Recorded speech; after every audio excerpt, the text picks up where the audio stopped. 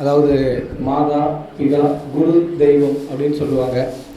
முதல்ல மாதா, அப்புறம் பிதா, மூணாவது குரு, அதுக்கப்புறம் தான் தெய்வம். அப்போ குருவுக்கு உண்டான மதிப்பு எவ்வளோன்னு நம்ம இதுலேருந்தே தெரிஞ்சுக்கலாம்.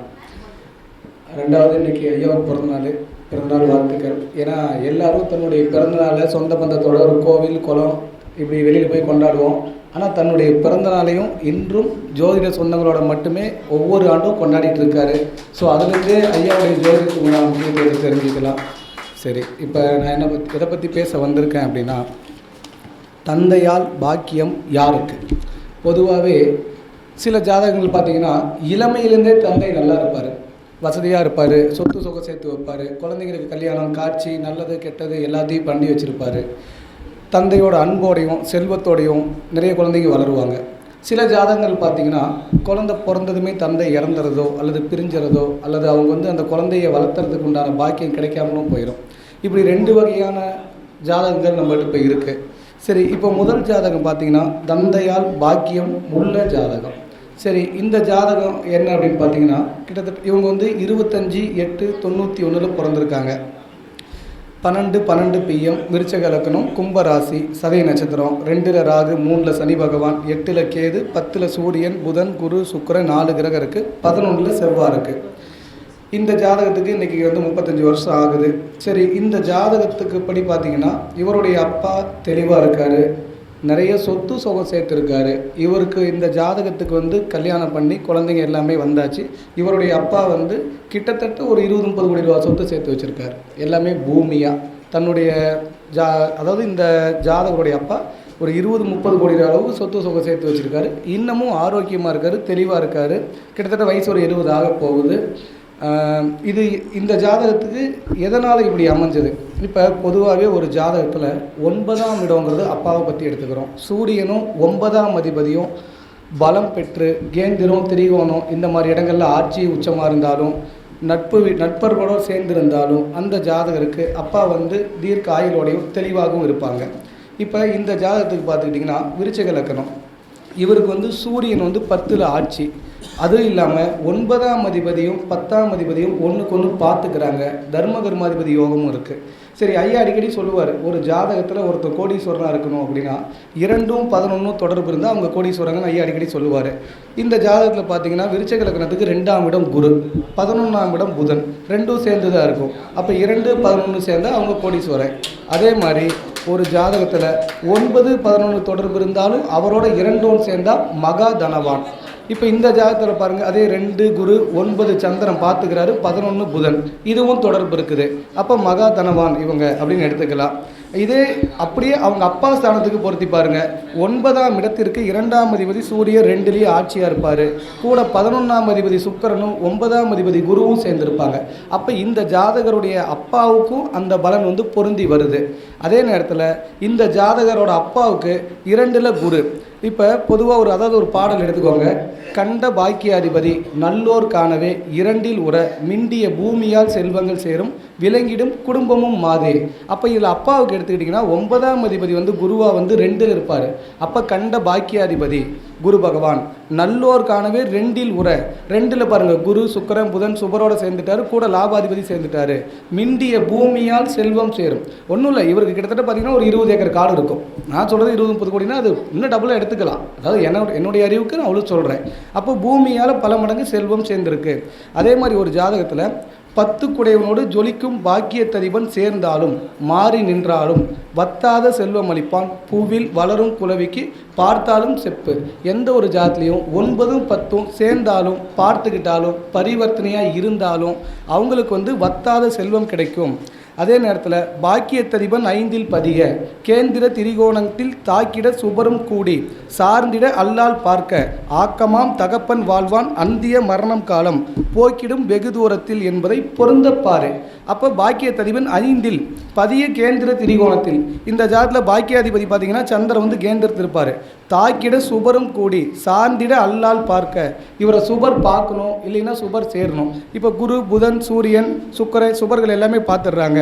ஆக்கமாம் தகப்பன் வாழ்வான் அந்திய மரண காலம் போக்கிடும் வெகு தூரத்தில், ரொம்ப காலத்துக்கு அப்பா இருந்து நன்முறையில் வாழ்வார்னு இந்த பாடல் இருக்குது.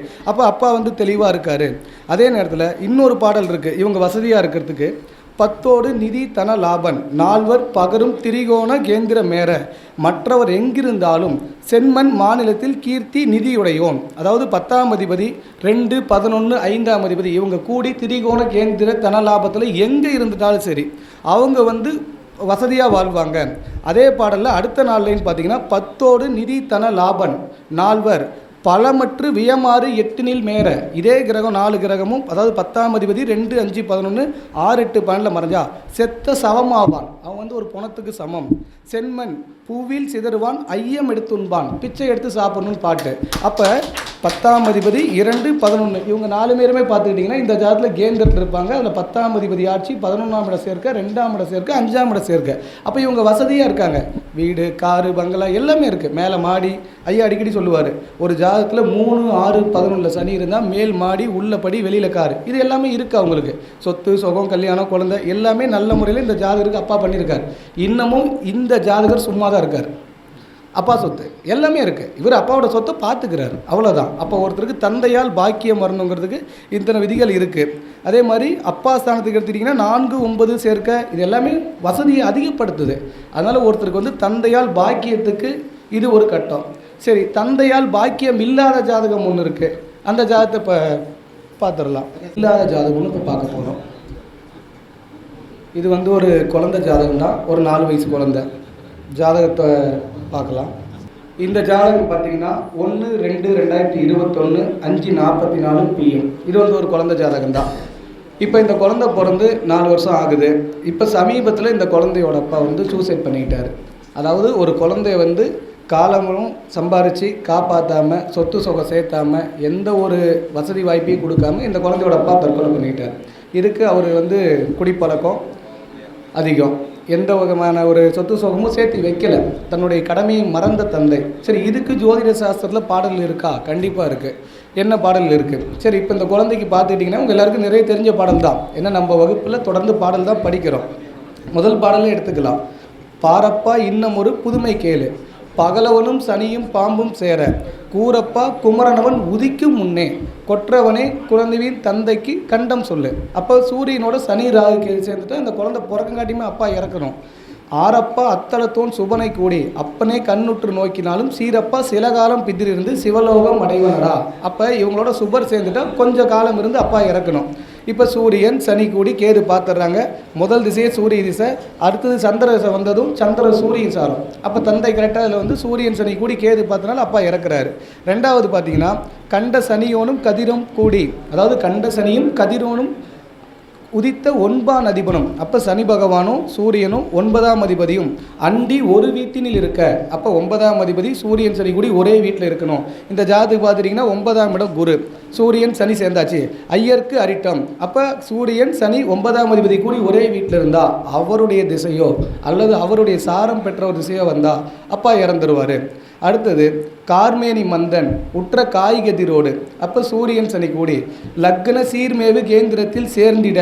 அப்போ லக்னத்துக்கு கேந்திரத்தில் சூரியன் சனி கூடி கேந்திரத்தில் இருந்துட்டா உதித்ததோர் தந்தை பார் மீது நீடூடி வாழார். அப்போ சூரியன் சனி கூடி கேந்திரத்தில் ஒரு குழந்தை பிறந்துட்டா அந்த குழந்தையோட அப்பா இந்த உலகத்தில் நீடூடி வாழ மாட்டார். பஞ்சன அல்லல் கொள்வார், நிறைய கஷ்டம் வரும். பேர்மிகு குருவுமே நோக்கில் பிரிந்துமே பகைப்பராமே. அப்போ ஒரு ஜாதத்தில் கேந்திரத்தில் சூரியன் சனி கூடி சனி அதிக பலம் அடையக்கூடாது. இது நவீன ஜோதிட சிந்தாமணியில் இந்த பாட்டு இருக்கும். இதன்படி பார்த்தீங்கன்னாலும் இந்த குழந்தைக்கு அப்பா பாதிக்குது. ரெண்டாவது கன்னி ராசி. இதுக்கு எடுத்துக்கிட்டிங்கன்னா ஓதும் 5, 9 அதிபதி கதிரவனை கூட. ராசிக்கு எடுத்துக்கிட்டிங்கன்னா 5ஆம் இடம் சனி பகவான், 9ஆம் இடம் சுக்கிரன். அப்போ ஓதும் 5, 9 அதிபதி கதிரவனை கூட ஓதினும் காரி பார்க்க வரும் பிதாவுக்கு மரணம் என்று உரைக்கலாமே. அப்போ 5ஆம் இடம் 9ஆம் இடம் சூரியன் சனி சேர்ந்து அப்பா இறந்துடணும். சரி, இதில் அப்படியே 9ஆம் இடத்தை எடுத்துக்கோங்க. தந்தைக்கு லக்னாதிபதி குரு நீசம், 6ஆம் அதிபதி சூரியனும் 8ஆம் சுக்கிரனும் கூடியாச்சு. அப்போ தந்தைக்கு லக்னாதிபதியோட 6ஆம் அதிபதி 8ஆம் அதிபதி 12ஆம் அதிபதி இவங்க எல்லாமே சேர்ந்துடுறாங்க. அப்போ தந்தை கடனை உருவாக்குனாரு, எதிரியை உருவாக்குனாரு. 1, 8 சம்மந்தப்பட்டால் அவங்க தற்கொலையை பற்றி அடிக்கடி பேசுவாங்க. இந்த குழந்தையோட அப்பா அடிக்கடி சொல்லுவாராம், ஏதாவது ஒரு குடிக்க காசு கேட்டு இல்லைன்னா நான் செத்து போயிடுவேன். இது அடிக்கடி சொல்லிகிட்டே இருப்பாராம். அவங்களும் நிறைய முறை சொல்லி திருத்தி பார்த்தாங்க, விட்டாச்சு. கடைசி முறை விளையாட்டாக போய் பண்ணார், இறந்துட்டார். அப்போ தந்தைக்கு வந்து லக்னாதிபதி நீசம், அவர் கூட 6 8 பாதகதிபதி சேர்ந்துருது. தந்தையால் வந்து நன்மை இல்லை. ரெண்டாவது தந்தைக்கு 4ஆம் அதிபதி 12ல் மறையுது. அவர் எந்த வீடு வாகனம் பூமி எதையுமே சேர்த்தலை, கடன் வாங்கி வச்சுட்டு தான் போயிருக்கார். அப்போ அந்த கடனுக்காக அந்த வீடு விற்கிறதுக்கு ரெடியாக இருக்குது.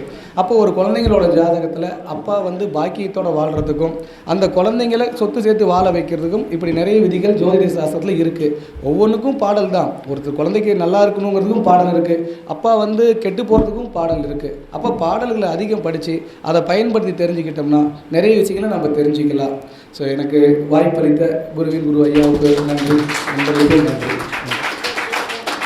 பாஸ்கரன், கல்பாரப்பட்டி, 96 77 67 36 62.